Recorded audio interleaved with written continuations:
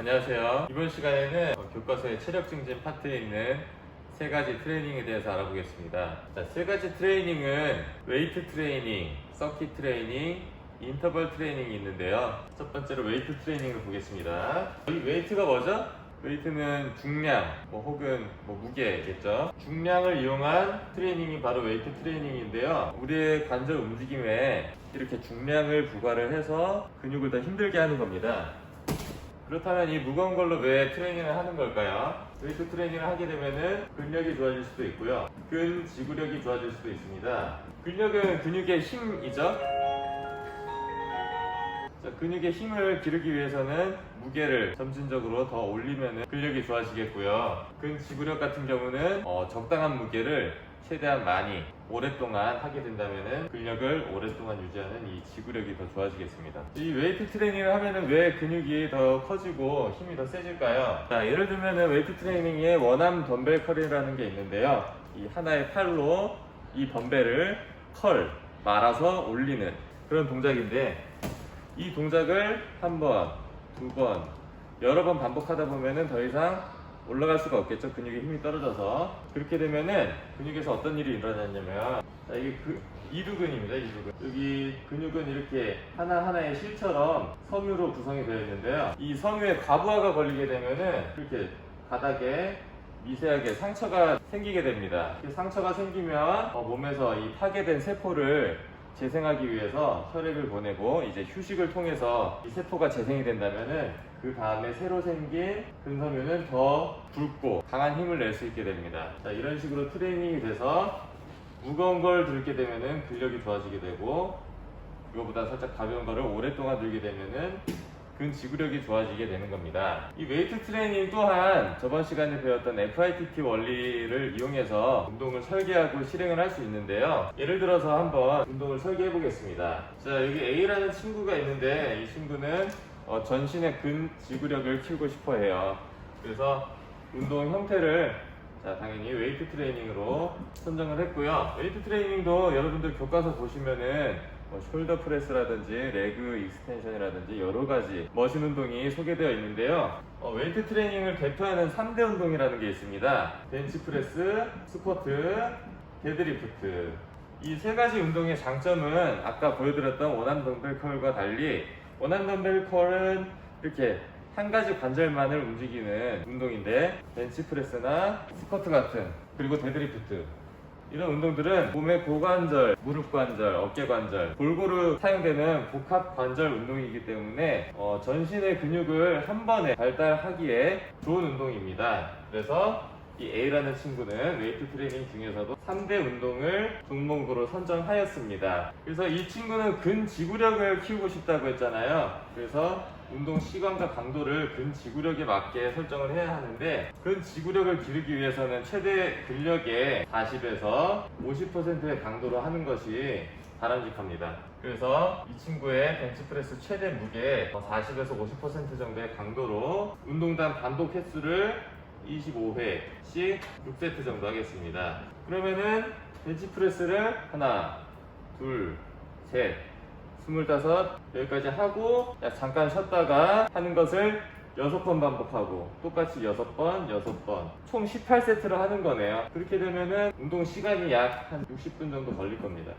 그래서 운동 빈도는 근지구력을 기르기 위해서는 운동 빈도가 주당 5회 이상 하는 게 좋거든요. 그래서 5회 정도 하겠습니다. 자, 이렇게 A라는 친구의 근지구력 강화를 위한 웨이트 트레이닝 방법을 설계를 해보았습니다. 자, 만약에 A라는 친구가 마음이 바뀌어서 근력을 기르고 싶어요. 그러면은 이 운동 시간과 운동 강도를 다시 설정을 해야겠죠. 운동 강도는 70에서 80% 정도의 무게로, 횟수는 그러면은 줄어들어야겠죠. 더 무거운 거를 똑같은 횟수로 할 수는 없기 때문에 25회에서 10회 정도로 줄이고, 세트 수 또한 한 3세트 정도로 줄이겠습니다. 그러면은 횟수가 거의 2배 이상 줄어들었으니까 운동 시간 또한 25분 정도 걸리겠네요. 자, 이렇게 되면은 A라는 친구가 근력 강화를 위한 웨이트 트레이닝 방법을 이렇게 정한 겁니다. 자, 여러분들 3대 운동을 어떻게 하는지 궁금하실 수 있는데, 유튜브에 쳐보시면은 자세히 나와 있는 영상들이 많으니까 한번 찾아보시길 권장하겠습니다. 자, 두 번째로 서킷 트레이닝을 보겠습니다. 이 서킷은 서클에서 나온 말이죠. 서클은 원을 뜻합니다. 그래서 이 서킷 트레이닝의 의미는 6개에서 10개 정도가 되는 운동 종목을 이렇게 순환하면서 하나하나 다 경험을 해보는 트레이닝입니다. 따라서 이 서킷 트레이닝의 장점은 여러 가지 운동 기능을 한꺼번에 기르는데 효과적이다라고 할 수 있겠습니다. 여러분들 서킷 트레이닝은 좀 생소하지 않나요? 하지만 우리가 학교에서 한 번쯤은 해봤을 겁니다. 자, 예를 들면은 운동장이 이렇게 있는데요. 여기 축구 골대 있는 데에서 플라잉 디스크 넣기, 그리고 이쪽에 라인에서는 달리기, 그리고 이쪽에 있는 곳에서는 줄넘기, 그리고 이쪽에 농구 골대에서는 자유투, 그리고 이쪽에 구룡되어 있는 데에서는 버피 테스트. 자, 이런 식으로 과제 스테이션이 있는데 이것을 한 과제당 10분 정도 수행을 하고 다음 과제로 넘어가는 거죠. 시계 반대 방향으로. 그래서 여기서 또 10분 하고 다시 넘어가고 10분 하고 넘어가고 10분 하고 넘어가고 10분 하고 다시 처음으로 가는 겁니다. 이게 한 사이클입니다. 그래서 이 서킷 트레이닝을 설계를 할 때 각 과제 종목을 선정을 하고 과제당 운동 시간을 선정하고 그리고 이동하는 시간도 휴식 시간이라고 하죠. 휴식 시간도 선정을 하고 이 하나의 사이클을 몇 번 반복할 것이냐 를 선정을 한 다음에 수행을 하게 됩니다. 서킷 트레이닝이 어떤 것인지 감이 오시나요? 이렇게 서킷 트레이닝을 하게 되면은 버피 테스트, 플라잉 디스크, 달리기 능력, 줄넘기 능력, 자유투 실력 모두 한꺼번에 기를 수 있는 장점이 있습니다. 자, 서킷 트레이닝 또한 FITT 원리를 이용해서 설계를 할 수 있습니다. 여기 B라는 선생님이 있습니다. 이 선생님은 체육 선생님이고 학생들을 잘 가르치기 위해서 다양한 종목들을 한꺼번에 연습을 하고자 이 서킷 트레이닝을 계획하게 되었습니다. 그렇다면은 이 운동 타입, 운동 종목부터 정해야 되는데요. 자, 서킷 트레이닝인데 종목을 뭘로 할까요? 축구, 농구, 배구, 피구, 줄넘기, 버피 테스트.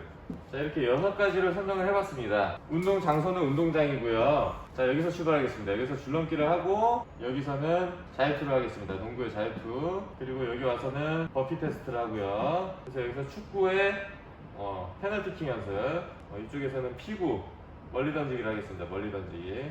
그리고 여기서 배구의 토스 연습을 하겠습니다. 그래서 여기서부터 시작해서 이렇게 이런 방향으로, 자, 이렇게 시계 반대 방향으로 돌아가는 과제를 설계하였습니다. 그러면 이제 운동 시간을 정해야 되는데 일단 이동 시간은 가까우니까 10초 정도로 할게요. 그리고 각 과제마다 약 5분 정도. 그러면은 모든 과제가 5분. 지금 과제 수가 6개니까 한 사이클을 도는데 몇 분이 걸릴까요? 30분. 그리고 하나, 둘, 셋, 넷, 다, 31분이 걸리네요. 이거를 2사이클만 돌겠습니다. 그래서 62분 정도 소요가 되겠고요. 운동 강도는 각 과제가 다 성격이 다른 과제들이잖아요. 그래서 5분간 최대한 열심히 집중해서 수행을 하겠습니다. 자, 그러면 운동 빈도는 여기 B 선생님이 이제 퇴근하고 이거를 다 세팅해서 하는데 좀 힘드니까 일주일에 3번만 하겠습니다. 자, 이렇게 서킷 트레이닝을 설계를 해봤는데요. 이렇게 되면은 선생님이 줄넘기 실력, 자유투 실력, 버피 테스트 체력, 페널티킥 능력, 뭘 던지는 능력, 배구 토스하는 능력 골고루 한꺼번에 트레이닝을 할 수 있겠습니다. 자, 여러분들 원격 수업 때 타바타 운동도 해보셨죠? 이 타바타 운동도 서킷 트레이닝의 한 종류라고 보시면 되겠습니다. 우리가 타바타 운동 할 때 어떤 종목을 했죠? 스쿼트, 버피, 그리고 플랭크를 했죠? 각 과제당 수행 시간은 20초, 쉬는 시간은 약 5초 정도. 이렇게 해서 이 사이클을 3사이클 정도 했었죠. 이것도 똑같아요. 이렇게 과제를 선정을 하고 과제당 수행 시간을 선정을 하고 그리고 몇 바퀴를 돌 것이냐 이렇게 선정을 하는 겁니다. 서킷 트레이닝 만드는 방법 이해가 가시나요? 자, 이렇게 하면은 스쿼트와 버피, 플랭크가 한꺼번에 훈련이 되겠죠. 자, 서킷 트레이닝은 여기까지 하겠습니다. 자, 마지막으로 인터벌 트레이닝입니다. 인터벌 트레이닝을 하는 이유는 심폐지구력을 향상시키는 데 있습니다. 심폐지구력을 향상시키기 위해서는 심장과 폐가 아주 많은 일을 해야겠죠. 근데 여기 인터벌이 뭘까요? 인터벌은 구간입니다. 인터벌 트레이닝의 가장 큰 특징이 운동 구간과 동적 휴식 구간을 설정을 하는 겁니다. 그래서 운동 구간에는 70에서 80%의 고강도로, 그리고 동적 휴식 구간에서는 30에서 40%의 저강도로 운동을 하는 겁니다. 이렇게 휴식 구간을 만들어 놓은 이유는 고강도 운동을 하게 되면 오랫동안 지속하지 못하겠죠. 그래서 심장과 폐가 오랫동안 일을 하지 못하니까 그만큼 훈련 효과가 약해지겠죠. 그런데 휴식 구간을 통해서 운동 시간을 더 늘릴 수 있다는 거예요. 자, 예를 들어서 이렇게 400m 트랙이 있는데 이 직선 주로를 운동 구간, 곡선 주로를 휴식 구간으로 설정을 하겠습니다. 그래서 여기서 출발을 해서 80%의 강도로 질주를 했다고 합니다. 그러면 어떻게 될까요? 근육의 힘도 빠지고 심장은 아주 빨리 뛰겠죠. 그래서 이 휴식 구간에서 천천히 뛰면서 근육이 회복을 합니다. 그런데 심장은 느리게 뛸까요, 이때? 빨리 뛰다가 갑자기 느리게 뛰지가 않아요. 계속 빠르게 뛰고 있을 겁니다. 근육은 쉬지만 심장은 쉬지 못하는 거죠. 그리고 다음 운동 구간에서 또 질주를 하게 되면은 심장 빨리 뛰고 또 근육에 힘이 빠지고 휴식 구간에서 다시 회복을 하고. 자, 보시면은 한 바퀴 뛰는 내내 심장은 아주 많은 일을 하고 근육은 휴식과 운동을 반복을 했습니다. 따라서 이런 방식으로 휴식 구간을 정하게 되면은 운동량에 비해서 심장과 폐가 일을 더 많이 하게 되므로 이 인터벌 트레이닝이 심폐지구력 향상에 아주 효과적이라는 겁니다. 인터벌 트레이닝 또한 FITT 원리로 설계를 할 수 있습니다.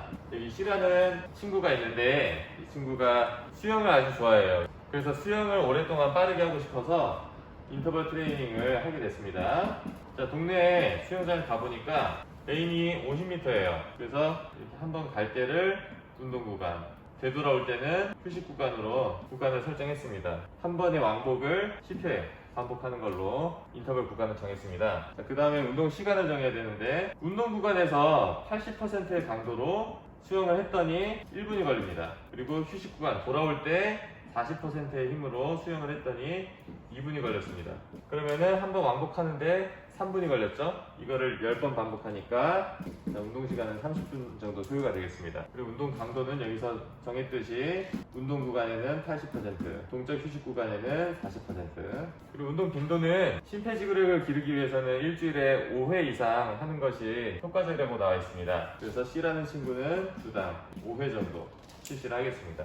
자, 이렇게 수영으로 인터벌 트레이닝을 만들어 봤는데요. 수영 말고도 사이클이나 계단 오르기 같은 다른 유산소 운동으로도 만들 수 있습니다. 자, 세 가지 트레이닝에 대해서 알아봤는데요. 각 트레이닝의 목적과 방법에 대해서 다시 한번 복습을 하면 좋겠습니다. 영상은 여기까지 마치겠습니다. 감사합니다.